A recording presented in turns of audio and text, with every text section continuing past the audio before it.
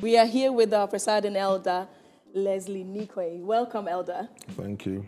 How are you doing today? Very well, by grace, thanks. Good. So we just want to ask you a few questions, if you don't mind. Our first question is that, you've been here with us as a presiding elder for the past 2 years, and in January will be your 3rd year. And we want to ask you, how has it been so far in these past 2 years?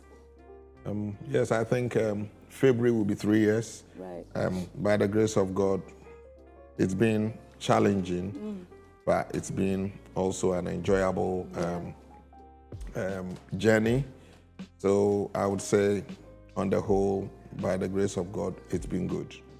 We know that you're also a busy man as well, very hardworking man. A little. And, yes. And also, a father to 4 beautiful girls. And then you also are a beautiful, a handsome, and very faithful husband to your wife as well. And, how do you juggle being a presiding elder, being a father, and also being a friend to many of us in the church as well? How do you juggle that, with all these responsibilities that you have? Yeah. I think on that front, I would say it's just by sheer grace, because humanly speaking, I couldn't have been able to be juggling all these, but it's the grace of God. And again, the idea that I sort of go through life one day at a time. So I give everything that I calls for my attention the best shot as the day come by. So fairly, we've been able, but it's just by God and His grace. Yeah. That's amazing. And how do you also face the challenges as a presiding elder in the church? Because obviously you're busy with other stuff as well. But then what are the main challenges that you faced in the church ever since you became a presiding elder here in Birmingham PRWC? Yes, I would say maybe getting the best of support that I could have gotten from the membership, from presbyters. Although I sometimes say that feel as though you are a lone ranger.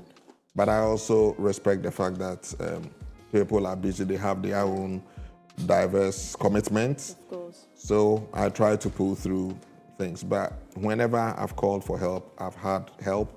But I think that if maybe support and collaboration had worked better, it could have been to the glory of God. However, we are good.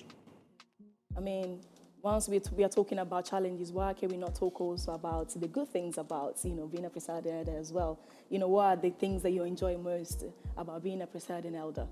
Everything about it. The challenges, I wouldn't call challenges as negativity. Right. They are pluses for me. Of course. Because out of challenges makes, challenges would make you a stronger person and a better person. Yeah. So for me, I would say it's been plus. Again, if you want to know what I enjoy best about my little area of service to God as a presiding elder, I would say that's everything. But the very moving part of it is worship, ministration, and that time, then it's something else. And the fond relationship, friendships amongst us as a church, we seem to be coming very together, as had been the case previously. And when I look on it, that sort of makes me feel good, that relationships are forming well in the church. But I would say everything, but the very ones that stick out is, just as I said, worship ministry. That one is a serious one for me, and also relationship and how they're going. And I want to touch again on the relationship part. So you are friends with almost everyone in this church. Literally, everyone just loves you. And the Leslie, so what actually, makes you this way? What makes you that every one of us loves you like this? I would say it's nothing of my doing. I think it's just my nature that I try to be as approachable as possible, and I respect people.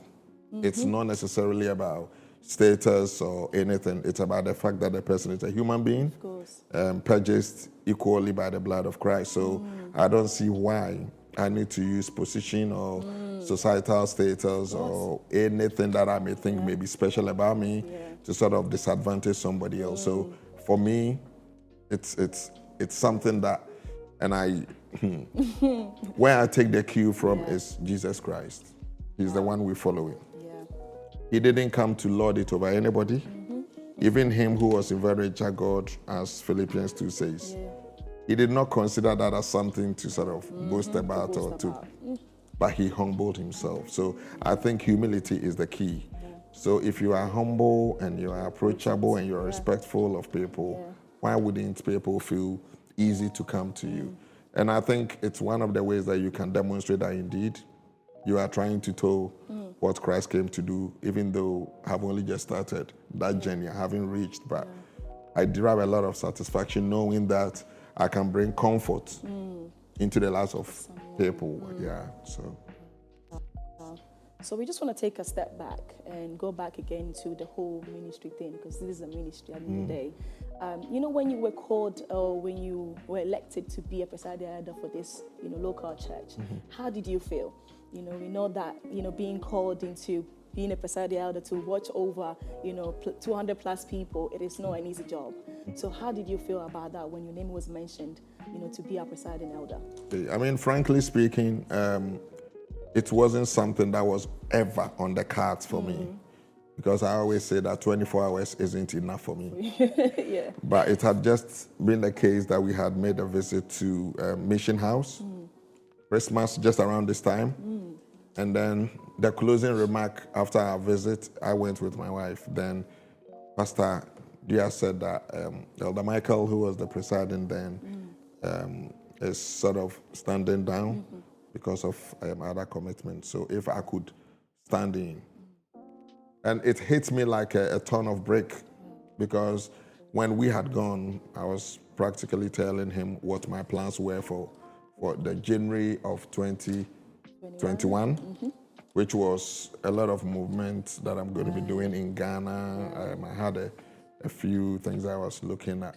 But when he told me, I stopped for a minute, looked to my wife's face, and I said, you know what? I would accept it. Because what I was going to do was something that I feel is what I want to do in terms of opportunities, business-wise, and but I said, no, God first. So I told Pastor, that's fine. But he had said I was standing in temporarily. Yeah. Little did I know that it was going to be something I have to do. But by the grace of God, I don't regret choosing the service in the house of God over what I was going to do in the secular world.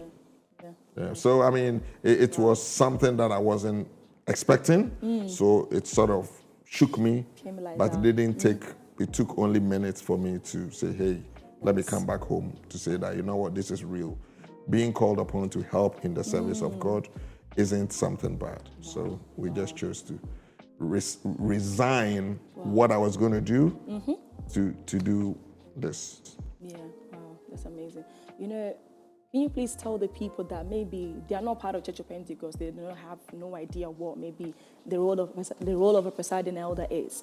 Maybe just give them like a few points or a small explanation of what your role is in the church. Okay, so I mean, as a presiding elder, I'm almost like standing in the stead of pastor in his absence. So though I'm not an ordained pastor, it's almost like a lay pastor in a way. Yeah. So the emotional, spiritual, in fact, every aspect of the life of the members, you are like the custodian. I'm like the custodian. So I didn't take this lightly. I said that we have to do the best that we can to make sure that I can roll out my role in trying to meet these. So typically people will come to you with their challenges, whether you have anything to say or not to say, nothing to say, you need to minister to them. Yeah. And sometimes it may not be money, but maybe one or two words can help the person. And I see that a good number of people derive a bit of satisfaction in some of the advice and pastoral care. I love and eat pastoral care. If I know that what I'm talking to you about is something that is going to inure to your benefit, I don't care if I'm giving all of my 24 hours to you, because the end, we should see the glory of God. So, so it's something very challenging, where 200 plus people and their souls is entrusted to you in a way. So you need to know how to work carefully to be there when they call, or you being able to call them and see how you can help. And I believe that now the dynamics of your role has even changed a little bit, because prior to when we're part of Graceland District, our pastor used to travel different churches every Sunday, and then you be the main, I would say, the person, the coordinator of the whole service, or looking after the whole service. But now our pastor is here permanently every Sunday worshiping with us. So how has your role changed? Because now we see pastor at the top, then we have our district secretary as second, and then you come, third position. So how has your role changed, or how has it, the dynamics has changed a little bit, for you, and what exactly are you doing now that, we can, put in our minds now that we have different settings altogether in our churches now? Yeah, very well. A lot has changed, and for the better. So then it's like the job that used to be almost like residing in one person as a presiding elder has now been sort of diluted and differentiated amongst three people. So our local resident pastor is there, Elder Michael, our district secretary is there, and I am there. So now I feel that there's been a distribution of the role, so it's no longer residing in one person, which, as I mentioned earlier, was very challenging and daunting. So I think this setup is very good, so nobody suffers burnout. So I still carry on doing what I'm doing, but it appears a lot is being done by pastor and our district secretary, as well as the little that I'm also doing. So I'm still at post, or I'm still in service.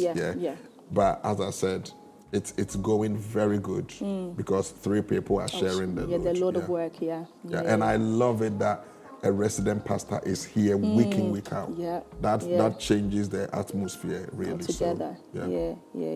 So like, now that we know that your load of work has changed a little bit, I feel like you still need people to help you out regardless. And what can we do as a church? You have different ministries in the church. How can a different ministry help you and support you in your role as a presiding elder in the upcoming 2024? My expectation is every every ministry or team should be up to their game. And I see that there is serious infusion of fresh energy in what is being done in a good number of the ministries. Even though they could be better. Some of the ministries, we're not really seeing much energy. But I'm hopeful that they will all step up to the plate, and they will all discharge their roles for the betterment of the church. If there is much engagement and people are getting themselves involved in the things of God, i.e. in the ministry or the committee they're serving on, it makes the job a lot easier for everybody. And the end, as I said, everything we do, it should not be for our own glory, but to the glory of God. So 2024, I want to hope that just as we've had fresh energy infused into our activities, there will be more energy in there, so people will step up to the plate and help push the Jesus agenda. Wow. Amen to that. So, final remarks. You want to leave something to the people watching to us? Maybe there are some people that, they don't even know what Church of Pentecost is, and then maybe they saw our page and now they would like to join us. Just say something to them. Maybe our members as well. Just words of encouragement. Something. Just the floor is yours. So viewers, my little advice is, there is nothing as rewarding and fulfilling as being able to be a part of the Jesus army.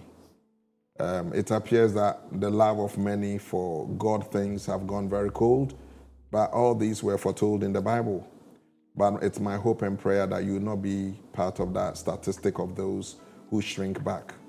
There is joy in the Lord. Anything else that want to take the place of God, be very careful that that becomes an idol. But everything else is on shifting sand, yeah?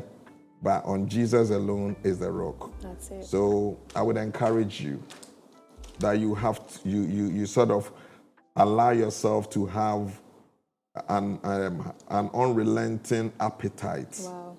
for God and things of God, godliness, righteousness. You know, because everything else is failing us, but the only thing or the only person who can fail us is God and is Christ. So please believe in God, trust in God, and there is joy in serving in the house of God. Amen. So may you be blessed. Amen. Amen. Thank you so much for joining us today. We really appreciate your time. We know that you're very, very busy. And we want to say a massive thank you and a massive God bless you. May everything that you do prosper for you. And then we will see you again in 2024. Amen. Thank you very much for the opportunity. Thank you God so bless much. you all. God bless you.